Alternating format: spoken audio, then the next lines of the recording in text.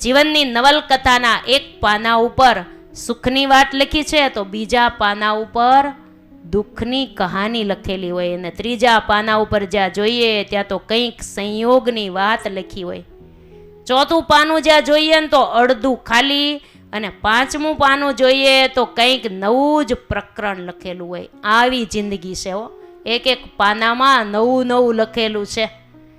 જીવન સુખ દુઃખ કા સંગમ, કભી હસના અને કભી રોના. સદાયને માટે એક સરખું નથી. રેલવે લાઈન સીધે સીધી હોય, એનો વળાંક ન હોય. એમ આપણું જીવન કાંઈ રેલવે લાઈન જેવું નથી, એમનામ સીધે સીધું ચાલ્યું જ જાય.